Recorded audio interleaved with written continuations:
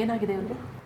ಅದು ಡಾಕ್ಟ್ರೇ, ಇವರು 20 ವರ್ಷಗಳಿಂದ ಒಂದೇ ರೂಮ್ನಾಗಿದ್ರು. ಇವ್ರಿಗೆ ಪ್ರಪಂಚದ ಅರಿವೇ ಇಲ್ಲ.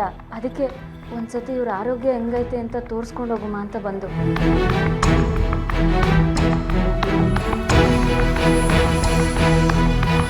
ಏನು ಮಾಡಲ್ಲ, ಆರಾಮಾಗಿದೆ.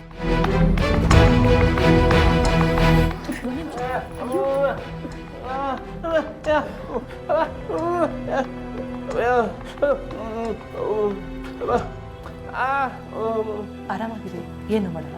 ಇರಿ, ಮಲ್ಕೊಳ್ಳಿ.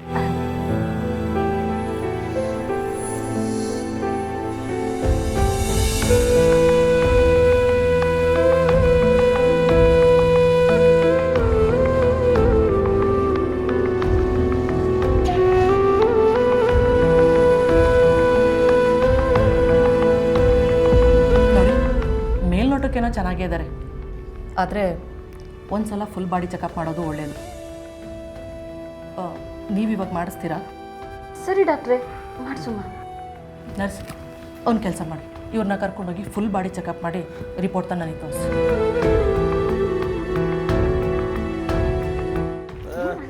ಅಯ್ಯೋ ಅತ್ತೆ ಅತ್ತೆ, ಇಲ್ಲಿ ನೋಡಿ, ಇಲ್ಲಿ ನೋಡಿ. ಅವರು ಒಳ್ಳೆಯವರು, ಏನು ಮಾಡೋಕ್ಕಿಲ್ಲ. ಅವ್ರ ಜೊತೆ ಹೋಗಿ ಬನ್ನಿ. ಅವ್ರು ಮತ್ತೆ ಕರ್ಕೊಂಡೋಗಿ ಕೂಡಾಕ್ಬಿಟ್ರೆ? ಅಯ್ಯೋ, ಹಂಗೇನಿಲ್ಲ. ಇವ್ರಿಗೂ ನಮಗೆ ಗೊತ್ತಿರೋರೆ, ಹಂಗೆಲ್ಲ ಮಾಡೋಕ್ಕಿಲ್ಲ. ಆರಾಮಾಗಿ ಹೋಗ್ಬಿಟ್ಟು ಬನ್ನಿ.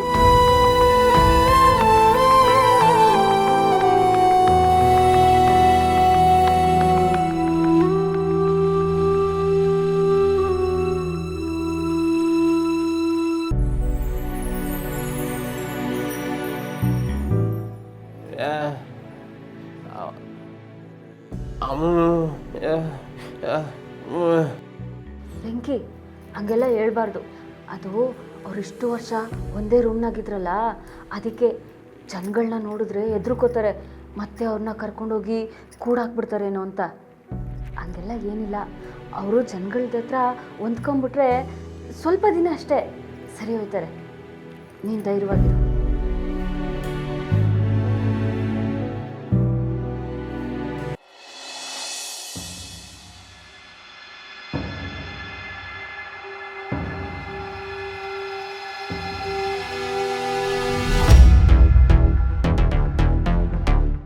ಡಾಕ್ಟ್ರೇ, ಇವ್ರಿಗೇನಾಗೈತೆ? ಸಮಸ್ಯೆ ತಿಳ್ಕೊಳ್ಳೋದಕ್ಕೂ ಮುಂಚೆ ಇವ್ರಿಗೇನಾಗಿದೆ ಅನ್ನೋ ಸತ್ಯ ಹೇಳಬೇಕು. ನಾನು ಬಂದಾಗಲಿಂದ ಗಮನಿಸ್ತಾ ಇದ್ದೀನಿ, ಇವರು ಒಂದಲ್ಲ ಒಂದು ರೀತಿ ಬೈದಲ್ಲಿದ್ದಾರೆ. ನೀವು ಆವಾಗಲೇ ಏನೋ ಹೇಳ್ತಾ ಇದ್ರಲ್ಲ, ಇವರು ವರ್ಷಾನುಗಟ್ಟಲೆ ಒಂದೇ ಜಾಗದಲ್ಲಿದ್ದರು ಅಂತ. ಯಾಕೆ, ಏನಾಗಿತ್ತು?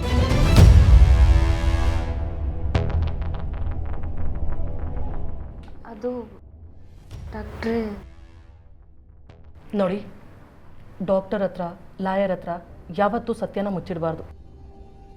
ನೀವು ಏನಾಗಿದೆ ಅಂತ ಹೇಳಿದ್ರೆ ನನಗೆ ಟ್ರೀಟ್ಮೆಂಟ್ ಕೊಡೋದಕ್ಕೆ ಈಸಿ ಆಗುತ್ತೆ. ಹೇಳಿ, ಇವ್ರಿಗೇನಾಗಿತ್ತು ಅಂತ.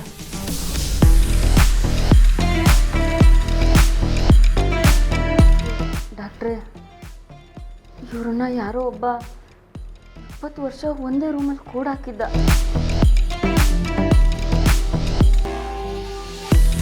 ಪಾಪ, ಇವ್ರಿಗೆ ನಾನು ಎಲ್ಲಿದ್ದೀನಿ ಅಂತಲೂ ಗೊತ್ತಿರಲಿಲ್ಲ. ಅವನಿಗೆ ಸರಿಯಾಗಿ ಊಟ ಕೊಟ್ಟವನಲ್ಲೂ ಅದು ಗೊತ್ತಿಲ್ಲ. ಶಾನೆ ಹಿಂಸೆ ಅನುಭವಿಸ್ಬಿಟ್ಟವ್ರೆ.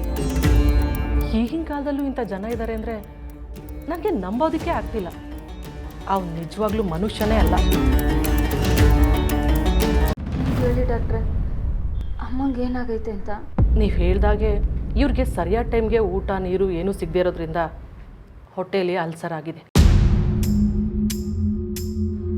ಕೂತ್ ಕಡೆನೇ ಕೂತಿರೋದ್ರಿಂದ ಕೈಕಾಲುಗಳೆಲ್ಲ ಹಿಡ್ದಂಗಾಗಿದೆ, ನರಗಳೆಲ್ಲ ವೀಕ್ ಆಗಿದೆ. ಜೊತೆಗೆ ರಕ್ತ ಹೆಪ್ಪಕಟ್ಟಿರೋದ್ರಿಂದ ಲೈಟಾಗಿ ಇನ್ಫೆಕ್ಷನ್ ಆಗಿರೋ ಥರ ಕಾಣಿಸ್ತಾ ಇದೆ. ಅದಕ್ಕೇನಾದರೂ ಆಪ್ರೇಷನ್ ಮಾಡಬೇಕೆ? ಹಾಗೇನೂ ಇಲ್ಲ. ನಾನು ಬರ್ದ್ಕೊಡೋ ಆಯಿಂಟ್ಮೆಂಟು ಮಾತ್ರೆಗಳನ್ನ ಕೊಡಿ. ಸ್ವಲ್ಪ ದಿವಸದಲ್ಲಿ ಎಲ್ಲ ಸರಿ ಹೋಗುತ್ತೆ, ಭಯ ಪಡೋ ಅಂಥದ್ದೇನೂ ಇಲ್ಲ. ಸದ್ಯಕ್ಕೆ ಯಾವ ತೊಂದರೆನೂ ಇಲ್ಲ. ವರ್ಷಾನ್ಗಟ್ಲೆ ಒಂದೇ ಕಡೆ ಕೂತಲ್ಲೇ ಕೂತಿರೋರಿಗೆ ತಮ್ಮ ಸುತ್ತಮುತ್ತ ಏನಾಗಿದೆ ಏನಾಗ್ತಿದೆ ಅನ್ನೋ ಅರಿವು ಇರೋದಿಲ್ಲ. ಈಗ ಅವರಲ್ಲಿ ಒಂದು ರೀತಿ ಖಿನ್ನತೆ ಆವರಿಸ್ಕೊಂಡಿದೆ. ಈಗ ಅವ್ರಿಗಾಗಿರೋದು ಅದೇ. ಅದಕ್ಕೆ ಯಾರನ್ನಾರು ನೋಡಿದ್ರೆ ಭಯ ಪಡ್ತಾರೆ. ಇದೊಂಥರ ಸಿಂಡ್ರಮ್.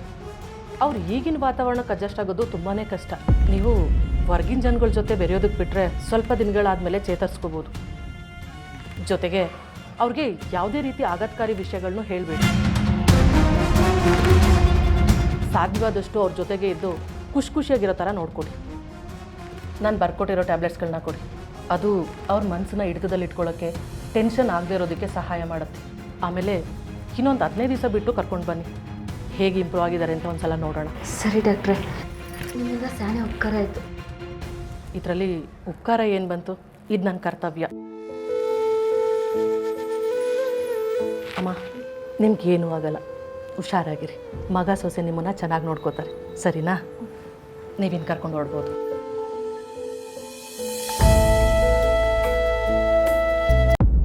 ಹಾಂ, ನೀವು ತಲೆ ಕೆಡಿಸ್ಕೊಬೇಡ್ರಿ, ಆಫೀಸಲ್ಲಿ ಬಂದು ಮಾತಾಡ್ತೀನಿ. ಹಾಂ, ಅವೆಲ್ಲ ಮಾಮೂಲು ರೀ. ನಾನು ನಿಮ್ಗೆ ಫೋನ್ ಮಾಡ್ತೀನಿ. ಹಾಂ, ಏನ ನೊಂದು ಬಂದಿರೋ ಒಂದು ಹೆಣ್ಣಿಗೆ ಈ ರೀತಿ ಎಲ್ಲ ಉಪದೇಶ ಮಾಡ್ತಿರಲ್ಲ ನೀವು, ಯಾಕ್ರಿ? ಏನು ನಿಮ್ಮ ಉದ್ದೇಶ? ಇಷ್ಟೋ ತನಕ ಅವರು ಬುದ್ಧಿ ಹೇಳಿದ್ದಾಯ್ತು, ಈಗ ನೀನು ಬುದ್ಧಿ ಹೇಳ್ತೀರಿಯಾ? ಜೀವನದಲ್ಲಿ ಬರೀ ಇನ್ನೊಬ್ರು ಮಾತು ಕೇಳುವಾಗ ಆಗೋಯ್ತು. ಅಯ್ಯೋ ನಮ್ಮ ಮಾತುಗಳನ್ನೆಲ್ಲ ಕೇಳಿದಿದ್ರೆ ನೀವು ಹೀಗಾಗ್ತಿರ್ಲಿಲ್ಲ ರೀ. ನಮ್ಮ ಮಾತನ್ನ ಕೇಳಿಸ್ಕೊಂಡ್ರು ಕೇಳಿಸ್ಕೊಳ್ದೆ ಇರೋರ ಥರ ಓಡಾಡ್ತಾ ಇರ್ತೀರಲ್ಲ, ಅದಕ್ಕೆ ನೀವು ಹಿಂಗಾಗಿದ್ದು ಅಲ್ಲ ರೀ. ಜಾನು ಅವಳನ್ನ ಬಿಟ್ಬಿಟ್ಟು ಇಲ್ಲಿ ನಮ್ಮ ಜೊತೆ ಇರೋದಕ್ಕೆ ಅಂತ ಬಂದರೆ ಮತ್ತೆ ಹೋಗಿ ಅವನ ಜೊತೆನೇ ಜೀವನ ಮಾಡು ಅಂತ ಹೇಳ್ತಿರಲ್ಲ ನೀವು. ಏನ್ರಿ ನಿಮ್ಮ ಉದ್ದೇಶ? ಯಾಕೆ ಹಾಗೆಲ್ಲ ಮಾತಾಡ್ತಿದ್ದೀರಾ? ಇಷ್ಟು ವರ್ಷ ನನ್ನ ಜೊತೆ ಸಂಸಾರ ಮಾಡಿದ್ಯಾ, ಇಷ್ಟೇ ನೀನು ಅರ್ಥ ಮಾಡ್ಕೊಂಡಿರೋದು? ನೋಡೆ, ಜಾನು ಬಾಳು ಚೆನ್ನಾಗಿರಲಿ ಅಂತ ನಾನು ಬಯಸ್ತಾ ಇದ್ದೀನಿ. ಅವಳು ಬಾಳನ್ನ ಹಾಳು ಮಾಡೋ ಉದ್ದೇಶ ನನಗಿಲ್ಲ. ಹೌದು, ಅವನ ಜೊತೆ ಚೆನ್ನಾಗಿರೋದಕ್ಕೆ ಆಗೋದಿಲ್ಲ ಅಂತ ತಾನೆ ಅವಳು ಅವನನ್ನು ಬಿಟ್ಟು ಬಂದಿದ್ದು. ಆದರೂ ನೀವು ಅವನ ಜೊತೆನೇ ಹೋಗೋ ಅನ್ನೋ ಥರ ಮಾತಾಡ್ತಿದ್ದೀರಲ್ಲ, ಹೀಗನಾ ನೀವು ಅವಳು ಸುಖನ ಬಯಸೋದು? ನೋಡೆ, ಜಾನ್ವಿ ಇನ್ನೂ ಚಿಕ್ಕವಳು, ಅವಳಿಗೇನು ಗೊತ್ತಾಗಲ್ಲ. ಈ ಸಂಸಾರ ಆದಮೇಲೆ ಒಂದು ಮಾತು ಬರುತ್ತೆ, ಒಂದು ಮಾತು ಹೋಗುತ್ತೆ, ಅದನ್ನೆಲ್ಲ ಸಹಿಸ್ಕೊಂಡು ಹೋಗ್ಬೇಕಪ್ಪ. ಈ ನೋಡೆ, ನಾನು ನೀನು ಇಬ್ಬರು ಜಗಳಾಡಿ, ನೀನು ಮನೆ ಬಿಟ್ಟು ಹೋದಿ, ನಾನು ಬಂದು ಸಾರಿ ಕೇಳಿಲ್ವಾ, ನೀನು ಬರಲಿಲ್ವಾ? ಹಾಗೆ ಅಹಂ ಅನ್ನೋದನ್ನು ಬಿಟ್ಟರೆ ಸಂಸಾರ ಜೀವನ ಎಲ್ಲ ಚೆನ್ನಾಗಿರುತ್ತೆ. ನಾನು ನೀವು ಜಗಳ ಆಡ್ತಿದ್ದಿದ್ದೆ ಬೇರೆ ವಿಷಯಕ್ಕೆ, ಜಾನು ಹೀಗೆ ನಡ್ಕೋತಾ ಇರೋದು ಬೇರೆ ವಿಷಯಕ್ಕೆ ರೀ. ನಾನು ನೀವು ಜಗಳ ಆಡ್ತಾ ಇದ್ದಿದ್ದು ಮನೆಯವರಿಗೋಸ್ಕರ, ಆದರೆ ಜಾನು ಅವನ ಜೊತೆ ಅಷ್ಟೆಲ್ಲ ಕಷ್ಟಗಳನ್ನ ಅನುಭವಿಸ್ತಾ ಇರೋವಾಗ ಮತ್ತೆ ಅವನ ಜೊತೆನೇ ಅವನ್ನ ಕಳಿಸಿ ಏನು ಅವನ್ನ ಸಾಯಿಸ್ಬೇಕು ಅಂದ್ಕೊಂಡಿದ್ದೀರಾ ನೀವು? ನಾನೆಲ್ಲೇ ಅವಳು ಸಾಯಲಿ ಅಂತ ಹೇಳಿದೆ? ಆಗಿರೋ ತಪ್ಪುಗಳನ್ನು ತಿದ್ದುಕೊಂಡು ಇಬ್ಬರು ಒಟ್ಟಿಗೆ ಚೆನ್ನಾಗಿ ಸಂಸಾರ ಮಾಡಲಿ ಅಂತ ಹೇಳ್ತಿರೋದು. ಹೌದೌದು. ಅಲ್ಲ ರೀ, ಒಡೆದೋಗಿರೋ ಕನ್ನಡಿನ ಕೂಡಿಸಿ ಮತ್ತೆ ಒಂದು ಮಾಡೋಕ್ಕಾಗತ್ತಾ? ಒಂದು ವಸ್ತುನೇ ಕೂಡ್ಸೋಕ್ಕಾಗಲ್ಲ ಅಂದಮೇಲೆ ಒಡೆದೋಗಿರೋ ಮನಸ್ಸುಗಳನ್ನ ಕೂಡ್ಸೋಕ್ಕಾಗತ್ತೇನ್ರಿ? ಜಾನು ಇಷ್ಟು ವರ್ಷ ಅವನನ್ನು ಕಟ್ಕೊಂಡು ಎಷ್ಟೆಲ್ಲ ಕಷ್ಟಗಳನ್ನ ಅನುಭವಿಸಿ ನರಳ್ತಾ ಇದ್ರು ನಮ್ಮ ಹತ್ರ ಒಂದು ಮಾತು ಹೇಳ್ಕೊಳ್ಳಿಲ್ಲ.